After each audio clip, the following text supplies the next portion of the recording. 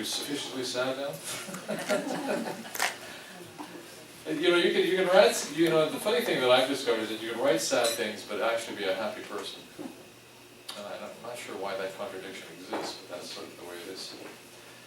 Okay, now I'm going to, I decided that while I was putting together this collection, I fell into this spell. Well, actually, that's not correct. I've liked for many years Amedeo Modigliani, the Italian modernist sculptor and painter, and I've always been very attracted to his painting. And particularly, I like his nudes and the ones and the long necks. And mind you, I also like his sculpture. So I started reading about him while I was putting this collection together. And as I was reading about him, I thought his life and his attempt at being an artist would make great poetry. So but I didn't want to, I was stuck. I wanted to get this book done. So I did a compromise with myself, and I wrote maybe 6 or 7 poems about him, with the idea that at some point I'll go back and write a full book about him. And that's what I did. So I have many voices, well, not many, I have 2 or 3 voices talking about him.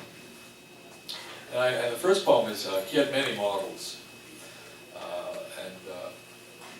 And I'm using the voice of one of his female models in this poem, who meets him for the first time. So you have to imagine maybe a young 22-year-old meeting Amedeo, and the poem's called Modi because he was known as Modi to his friends, M-O-D-I.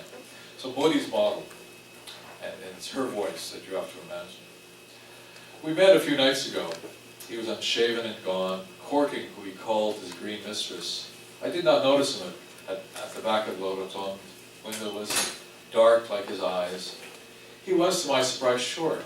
Large black hat pulled carelessly to one side, holding down thick black hair.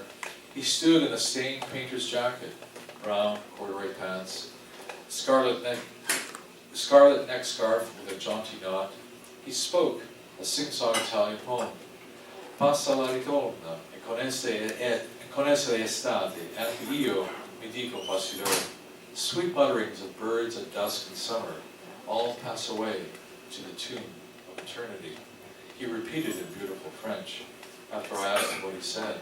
But his eyes, oh, his cold, dark eyes, they moved over the top of my half-moon curves like a pair of hands, caressed my unattractive large hips, paused at my neck and lips. He reached across the table to touch my cut hair. White dust covered the back of his hand, fingers like a long pianist. He saw me look, smiled and said, I am also a sculptor. Touch guides my chisel. Still, I instinctively pulled away from him, even though I have to admit he's handsome. He told me he found himself early as an artist. I, on the other hand, found the stage and lovers. I arrived next day, and after a brief hello, asked me to undress, but not before 5 francs, I insisted. He offered me immortality, which is never edible. The light was weak, so he opened the front doors, swept his hand out towards distant blue boulevard rooftops, eternal gray Paris sky. You have breasts fit to suckle men for a new Rome, perfect round Madonna face before she sinned. Sit here on the divan, get comfortable, but don't look at me. I should have told you to trim your hairy middle before you came. Please do not complain about the cold. Close your eyes.